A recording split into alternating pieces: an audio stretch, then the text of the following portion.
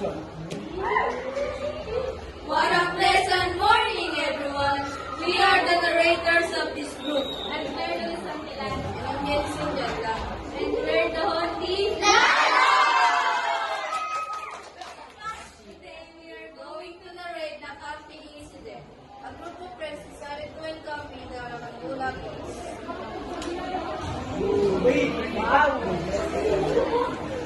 Don!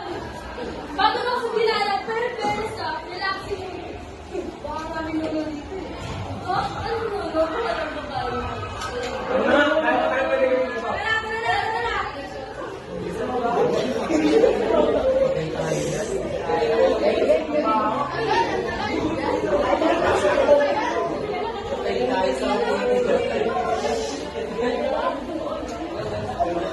Months later, while they are busy making a bonfire, they didn't notice that the couple are fighting. Wala lang ba kasi yun ha? Dapat ba kasi ginagawa ng issue eh? Hindi ka natin bago. Hindi ka pinupulis mo! Ang sinasabi ko sa'yo, marami ka nalang ganyan! Ewan sa'yo! Pagod na ako sa ugali mo! Uy, mamuli ka nga dito, hindi pa tayo tapos! Ngayon, yawa nga naman! Dadagdag sa buhay!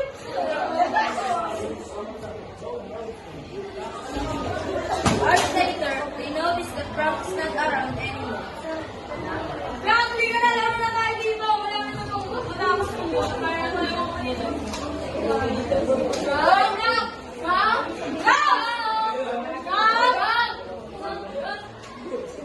Bigay mo kay CJ. Ano, CJ?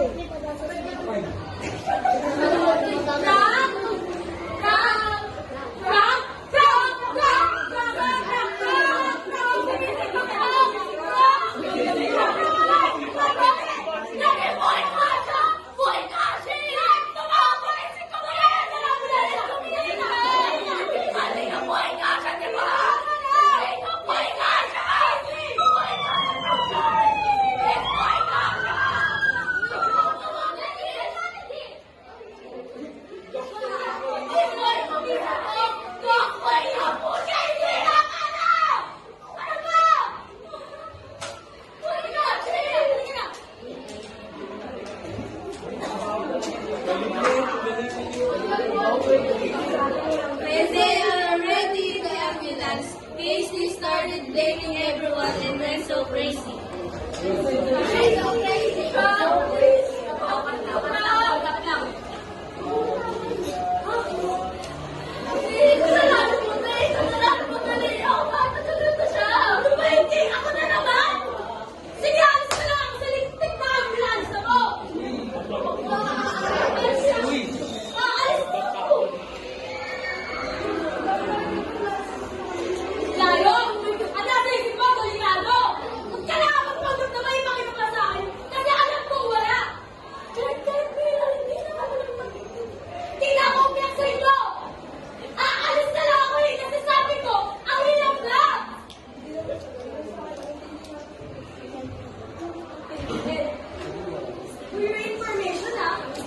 simula nang pumasok ako, sinuntik ka na yung pinagtan sa ko.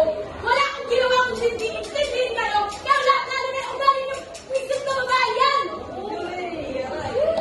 Clark, pinalaki ang tumatapang. Lagi sinasabi sa akin, na kahit matapang ako, dapat hindi ako nagpapasita. Lagi ko yung pinapayuhan.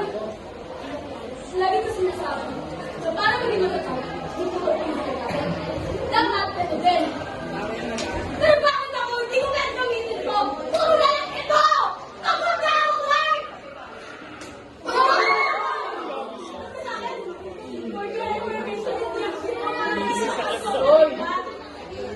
Clark, napapagod rin ako. Ano? Ano yung kailangan na magtrabaho sa buhay na sabihin mo sa akin? Nag-aas ng bago sa problema doon? Okay na! Hindi na ako makikisang sa inyo!